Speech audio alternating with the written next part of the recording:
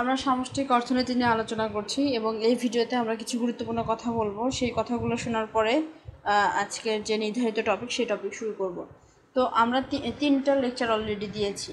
তো আমি বলেছি যে এই লেকচারগুলো তোমরা একটু বইয়ে খোঁজার চেষ্টা করো, বই থেকে একটু পড়ার চেষ্টা করো। আমি তো ওভারঅল একটা ধারণা দিই। অনেকে হয়তো বই খুঁজে পাচ্ছে না, হয়তো আমি যেটা পড়াচ্ছি সেটা হয়তো প্রথম পেজে নাই। একটা অধ্যায় ধরো আমরা দ্বিতীয় অধ্যায় জাতীয় আয় পড়ছি, এটা হয়তো দ্বিতীয় চ্যাপ্টার মানে প্রথম অধ্যায়টাতে নাই, প্রথম পেজে হয়তো নাই। দেখা যাচ্ছে সেই টপিকটা, যেমন জাতীয় আয়ের সংজ্ঞা বা আমরা পড়েছি জিএনপি জিডিপির মধ্যে পার্থক্য, এই জিএনপি জিডিপির মধ্যে পার্থক্যটা হয়তো দেখা যাচ্ছে যে ভিতরে রয়েছে, হয়তো 10 নম্বর পেজে বা 12 নম্বর পেজে রয়েছে।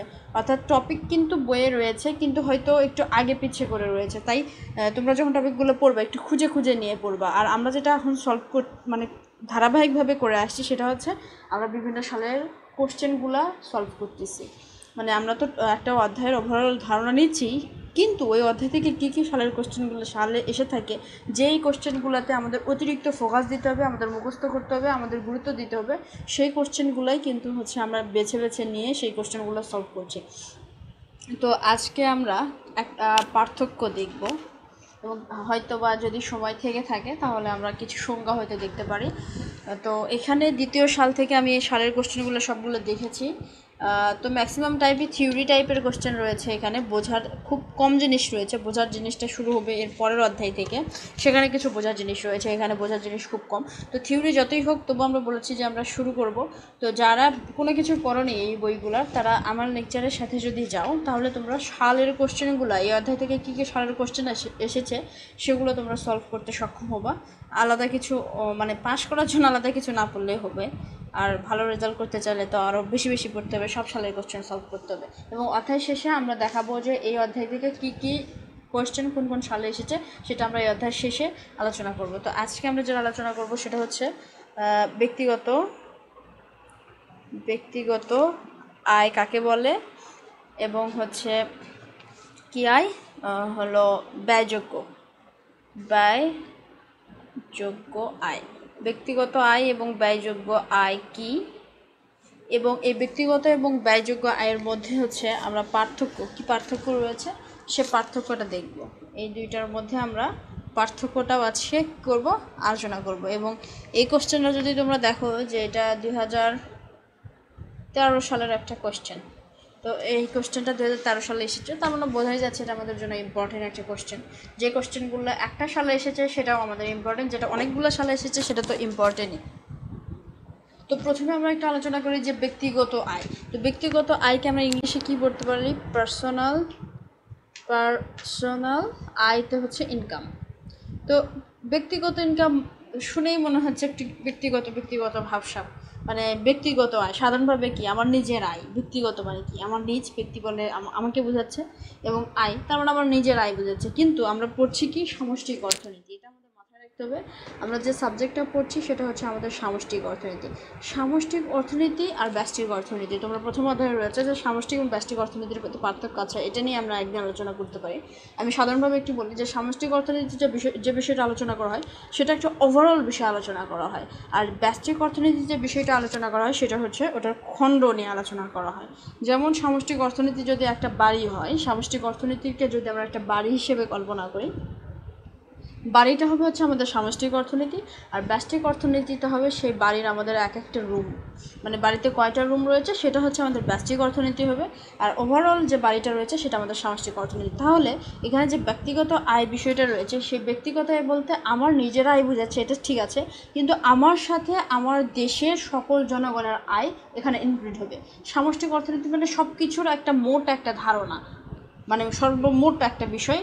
মানে মোট বলতে এখানে যোগফল আমি বোঝাচ্ছি না, যেমন বাড়ির উদাহরণটা দিলাম আর কি, সেরকম টাইপের। তো ব্যক্তিগত আয় বলতে আমার নিজেকে বোঝাচ্ছে, কিন্তু আমার একার আয় বোঝাচ্ছে না। এখানে বোঝাবে ব্যক্তিগত আয় দ্বারা আমার দেশে যতগুলো জনসংখ্যা রয়েছে এই সবগুলো জনসংখ্যার আয়। তাহলে এটার আমরা একটা সংজ্ঞা দিতে পারি যে ব্যক্তিগত আয়ের সংজ্ঞা কী। তো আমি সেটা আগে লিখে নেই।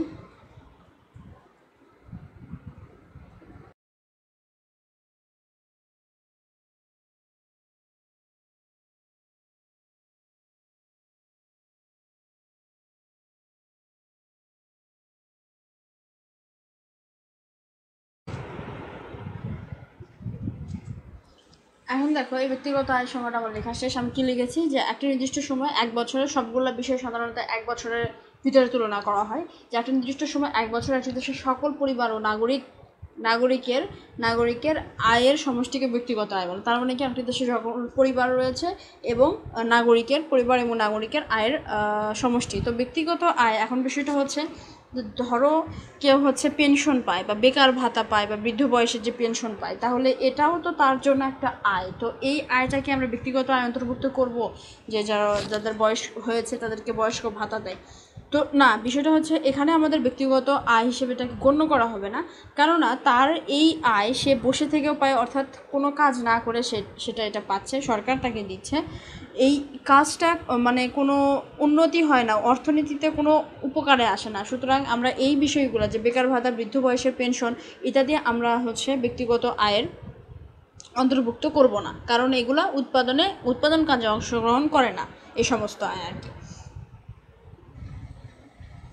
তো ব্যক্তিগত আয়ের আরও বিষয় আমরা আরও পার্থক্যের মধ্যে দেখব। তো আমরা আসি এখন ব্যয়যোগ্য আয়। তো ব্যয়যোগ্য আয়কে আমরা বলি ডিসপোজেবল ইনকাম। আচ্ছা, এটা হচ্ছে ব্যয়যোগ্য আয়। ব্যয়যোগ্য আয় মানে কি? আমরা যে অর্থটা, মানে ধরো আমরা সারা মাস বা সারা বছর থেকে যে অর্থটা আমরা ইনকাম করলাম, সেই সব অর্থ কিন্তু আমরা হচ্ছে খরচ করতে পারি না। কিছু অর্থ আমাদেরকে সরকারকে দিতে হয়। কী জন্য? কর বাবদ। কর হিসেবে সরকার আমাদের থেকে টাকাটা নিয়ে নেয়। অনেক যদি আমরা শিক্ষকদের কথাও চিন্তা করি, যারা যে মাসিক বা বাৎসরিক যে ইনকাম রয়েছে, সে বার্ষিক বা মাসিক ইনকাম থেকে কিন্তু তাদেরকে একটা নির্দিষ্ট পরিমাণ অর্থ সরকারকে কর দিতে হয়, ট্যাক্স প্রদান করতে হয়। তো কর থাকে এবং কর ছাড়া আনুষঙ্গিক কিছু খরচ থাকে। তো সবগুলো খরচ বাদটা দিয়ে আমি যে অর্থটা খরচ করতে পারি নিজে হাত দিয়ে, সেই টাকাটা বা সেই অর্থটা হচ্ছে আমার ব্যয়যোগ্য আয়। তাহলে বিষয়টাকে আমরা এভাবে বলতে পারি যে ব্যক্তিগত আয় থেকে, যে প্রথমে কথাটা বোঝার জন্য আমি আবার বলি, যে আমরা যে অর্থটা পাই, মানুষ তার আয়ের সব অর্থ কী করতে পারে না, খরচ করতে পারে না। আয়ের একটা অংশ কর বাবদ এবং কর ছাড়া আনুষঙ্গিক কিছু খরচ বাবদ আমাদের খরচ করতে হয়, এবং সেই কর এবং আনুষঙ্গিক খরচ বাদ দিয়ে যে অর্থটা আমাদের হাতে থাকে, সে অর্থটা আমাদের ইচ্ছা মতো আমরা খরচ করতে পারি। তাহলে আমরা এভাবে সংজ্ঞাটা বলবো যে ব্যক্তিগত আয় থেকে কর বাবদ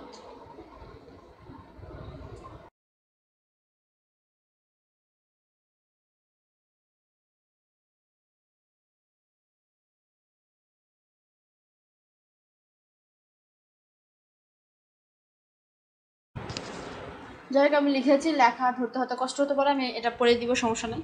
ব্যক্তিগত আয় থেকে কর এবং কর ছাড়া অন্যান্য আনুষঙ্গিক খরচ বাদ দিলে অবশিষ্ট যা থাকে তাকে ব্যয়যোগ্য আয় বলে। মানে আমি এতক্ষণ ধরে যা কথাবার্তা বললাম সেটা হচ্ছে আমাদের ব্যক্তিগত আয়। আচ্ছা, ব্যয়যোগ্য আয়। তো 2 নম্বর পার্থক্যতে আমরা কি বলতে পারি, যে ব্যক্তিগত আয় ধারণাটি, আমাদের ব্যক্তিগত আয় ধারণাটি এটার থেকে বেশি মানে বড় আর কি, বৃহত্তর ধারণা। যে ব্যক্তিগত আয় ধারণাটি বেশি বৃহত্তর ধারণা, এটা আমরা বলবো যে ব্যক্তিগত আয় ধারণা বেশি বৃহত্তর একটি ধারণা, এবং ব্যয়যোগ্য আয় এই ধারণাটি ওটার থেকে একটু কম।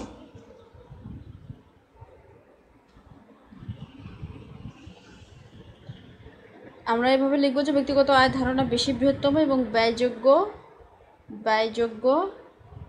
আয়, আমার লেখানোর মাঝে ভুল ধরার কোনো কারণ নাই, আমি পড়ে দিচ্ছি, কারণ আমি জানি এখানে লেখা খারাপ হচ্ছে। যে ব্যয়যোগ্য আয় ধারণা ব্যক্তিগত আয়ের একটা অংশ, অ্যাকচুয়ালি যে এটা বলতে পারি যে এটা সবচেয়ে বড়, মানে এটা বড়, এবং এই ব্যয়যোগ্য আয়টা এটারই একটা অংশ, ব্যক্তিগত আয়ের একটি অংশ। 3 নম্বর পার্থক্যতে আমরা বলতে পারি যে ব্যক্তিগত আয়কে পার্সোনাল ইনকাম বা পিআই দ্বারা প্রকাশ করা হয়। ব্যক্তিগত আয়কে এই উল্টোটা দিলা, যে ব্যক্তিগত আয়কে পার্সোনাল ইনকাম বা পিআই দ্বারা প্রকাশ করা হয়, ব্যক্তিগত আয় ইকুয়াল টু পিআই দ্বারা প্রকাশ করা হয়। এবং ব্যয়যোগ্য আয়কে ডিসপোজেবল, সেটা হচ্ছে ডিআই দ্বারা প্রকাশ করা হয় হচ্ছে আমাদের কি, ব্যয়যোগ্য আয়। যারা নোট করছো তারা কথাটা ফুল লিখো, আমি যেহেতু ফুল এখানে লিখছি না। তো 4 নম্বরে আমরা কি বলতে পারি? 4 নম্বরে বলতে পারি যে আচ্ছা, 4 নম্বর পয়েন্ট আমরা যেটা দেখবো সেটা হচ্ছে ব্যক্তিগত আয়টা কিভাবে পাওয়া যায়। তাহলে ব্যক্তিগত আয়কে আমরা কি দ্বারা প্রকাশ করি? পিআই। তাহলে পিআই ইকুয়াল টু হচ্ছে আমাদের ডিআই যোগ টি যোগ ও আই, এভাবে। আচ্ছা, এটা আমি বাংলা লিখে দিই তাহলে সমস্যা হবে না। এটা হচ্ছে আমাদের পিআই। এখানে বিষয়টা হচ্ছে এটা নিচে লিখবো, আমরা আগে লিখবো যে ব্যয়যোগ্য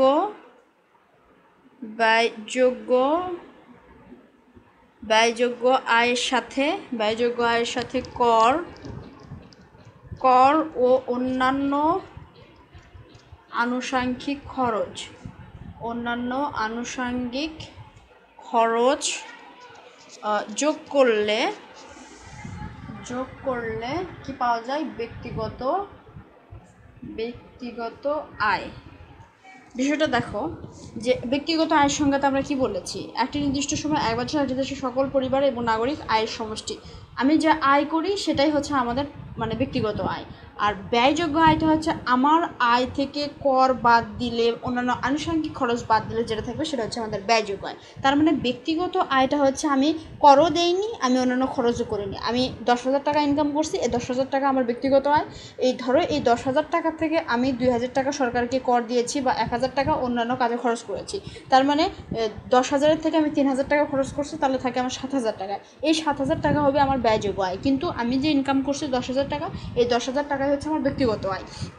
তাহলে যদি আমরা ব্যক্তিগত আয় পেতে চাই তাহলে ওই ব্যয়যোগ্য আয়ের অর্থাৎ যে 2,000 টাকা আমি সরকারকে কর দিয়েছি সেটাও আমি হিসাব করব। আবার 1,000 টাকা যে অন্যান্য আনুষঙ্গিক খরচ করেছি সেই 1,000 টাকাও খরচ করব। খরচ করার সর্বমোট যেটা হবে সেটাই হচ্ছে আমাদের ব্যক্তিগত আয়। তার মানে ব্যক্তিগত আয় কী পাওয়া যায়? ডিআই মানে ব্যয়যোগ্য আয়। ডিআই মানে কি? ব্যয়যোগ্য আয়। সেই আয়টা যোগ করব, তারপরে কর দিয়েছি সরকারকে সেই করটা যোগ করব, এবং আমরা কী করব? অন্যান্য আনুষঙ্গিক যে খরচ রয়েছে সে সবগুলো খরচ যেটা করেছি সে সবগুলো যোগ করলে আমরা পিআইটা আচ্ছা ব্যক্তিগত আয় পাবো। বিষয়টা আরও ক্লিয়ার করি। ধরো আমি আবার বলি যে 10,000 টাকা আমি পেয়েছি, 10,000 টাকা 10,000 টাকা পেয়েছি। তো 10,000 টাকা পেয়েছি, এটা বাদ দিলাম। 10,000 টাকার মধ্যে থেকে আমি হচ্ছে 2,000 টাকা কী বলেছি? কর দিয়েছি 2,000 টাকা। 1,000 টাকা আমি কী করছি? খরচ করছি। এবং বাকি যে 7,000 টাকা আছে সেটা ধরো আমার এখানে ব্যক্তিগত আয়। এই টাকাটা আমার থেকেছে, তাহলে এই টাকাটা হচ্ছে আমার ব্যক্তিগত আয়। এটা হচ্ছে আমার কর। এই 1,000 টাকা হচ্ছে আমি কি করেছি? অন্যান্য আনুষঙ্গিক আরও কিছু খরচ করেছি। তো যাই হোক, তো আমি যদি এটা হচ্ছে আমাদের আমি তোমাকে ডেফিনেশন দিলাম যে আমি এত টাকা করে খরচ করছি। আমাকে জিজ্ঞেস করা হচ্ছে আমি কত টাকা ইনকাম করি। তো আমি বললাম যে আমি 2,000 টাকা সরকারকে দিয়েছি, 1,000 টাকা আনুষঙ্গিক খরচ করছি, 7,000 টাকা আমার কাছে আছে। তাহলে তুমি নিশ্চয়ই বুঝতে পারবা যে সবগুলো যোগ করলে তুমি এখন জানতে পারবা যে আমার মাসিক ইনকাম কত। সেই বিষয়টাই হচ্ছে এটা। তাহলে এই সবগুলো যোগ করলে কত হয়? 10,000 টাকা। এই 10,000 টাকা আমার ইনকাম। এখানে শুধু ওটা দেওয়া হয়েছে, একটু উল্টে আর কি দেওয়া হয়েছে। তো বিষয়টা হচ্ছে এরকম। তাহলে এখন কথা হচ্ছে এটা তো ব্যয়যোগ্য মানে ব্যক্তিগত আয় পেলাম, তাহলে আমরা ব্যয়যোগ্য আয় কীভাবে পাবো এটা একটু দেখি। তো ব্যয়যোগ্য আয়টা দেখো, ব্যয়যোগ্য আয়কে এখানে আমরা ওয়াইডি দ্বারা এখানে প্রকাশ করে দেখাতে পারি। আচ্ছা ঠিক আছে, আমরা আগে লিখি যে ভোগ ব্যয় ও সঞ্চয়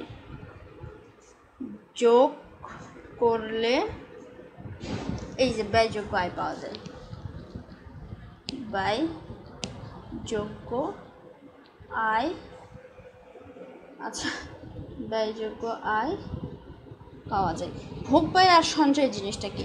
ভোগ ব্যয় মানে আমি যা ইনকাম করছি তার মধ্যে থেকে আমার 10,000 টাকা ইনকাম ছিল, 10,000 টাকার মধ্যে থেকে আমি 5,000 টাকা হচ্ছে খরচ করছি, আর 5,000 টাকা আমি সঞ্চয় করছি। ভোগ ব্যয় মানে আমি যে টাকাটা খরচ করে শেষ করেছি আমার ব্যক্তিগত কাজে, সেটা হচ্ছে আমার খরচ। আর সঞ্চয় হচ্ছে ওই 10,000 টাকা থেকে আমি 5,000 টাকা খরচ করছি আর 5,000 টাকা নিজের জন্য রাখছি। তো এটা হচ্ছে সঞ্চয়। তাই ভোগ ব্যয়কে প্রকাশ করা হয় সি দ্বারা। কী দ্বারা প্রকাশ করা হয়? সি দ্বারা। সঞ্চয়কে প্রকাশ করা হয় এস দ্বারা। আর এখানে ওয়াইডি মানে আমরা বুঝবো যে ওয়াইডি ইকুয়াল টু মানে ডিতে মানে হচ্ছে ডিসপোজেবল ইনকাম। তো এটা ডি ওয়াইডি। তো এটা সঞ্চয় মানে ভোগ যোগ সঞ্চয় যদি আমরা যোগ করি তাহলে আমরা এটা পেয়ে যাব। তো এই যে টপিকগুলো বললাম এটা হচ্ছে এটার মূল যে বিষয়গুলো রয়েছে, মূল যে কাহিনীটা রয়েছে সেই কাহিনী। এর সাথে হয়তো তোমরা বইয়ে আরও 2-1টা পয়েন্ট দেখতে পারবা। ব্যক্তিগত আয় ব্যক্তি স্বাধীনভাবে ভোগ ও বিনিয়োগ করতে পারে না। তারপরে ব্যয়যোগ্য আয় মানে ব্যক্তিগত আয় ব্যক্তি স্বাধীনভাবে ভোগ ও বিনিয়োগ করতে পারে না, কিন্তু ব্যয়যোগ্য আয় ব্যক্তি স্বাধীন ও ভোগ বা বিনিয়োগ করতে পারে। 5 নম্বর পয়েন্টটা তোমরা এটা লিখবা, আমি মুখে বলে দিলাম। তারপরে আবার বলা যায় যে ব্যক্তিগত আয় দ্বারা ব্যক্তির প্রকৃত আয়ের বা ক্রয় ক্ষমতা জানা যায় না। ব্যক্তিগত আয় দ্বারা প্রকৃত আয় ক্রয় ক্ষমতা জানা যায় না। কীভাবে জানবা? আমি তো কেবল ইনকাম করে নিয়ে আসলাম 10,000 টাকা, সেই 10,000 টাকা আমি কোথায় কোথায় কী করবো সেটা তো আমি আগেই বলতে পারি না, তাই না? তো এটা বলা হয়েছে যে তাহলে 6 নম্বর পয়েন্টে তোমরা এটা দিবা যে কী বললাম আমি, যে ব্যক্তিগত আয় দ্বারা ব্যক্তির প্রকৃত আর্থিক অবস্থান বা ক্রয় ক্ষমতা জানা যায় না, কিন্তু ব্যয়যোগ্য আয় দ্বারা মানে ব্যক্তির প্রকৃত অবস্থা বা ক্রয় ক্ষমতা জানা যায়। এটা 6 নাম্বার দিবা। আর 5 নাম্বার দিবা ব্যক্তিগত আয় স্বাধীনভাবে ভোগ ও বিনিয়োগ করতে পারে না, কিন্তু ব্যয়যোগ্য আয় হচ্ছে স্বাধীন ও ভোগভাবে বিনিয়োগ করতে পারে। তো এখানে সর্বমোট এই 5-6টা লাইন হলো তোমাদের। তো এই ব্যক্তিগত আয় ব্যয়যোগ্য আয়ের এটা যদি তোমরা এখন খাতায় লিখো এবং একটু পড়ার চেষ্টা করো তাহলে বিষয়টা ক্লিয়ার হয়ে যাবে, আর কোনো সমস্যা থাকবে না। তো আমরা পরবর্তীতে দেখা যায় আরও কিছু বিষয় না হয়তো আলোচনা করবো। সব ভালো থাকো, সুস্থ থাকো।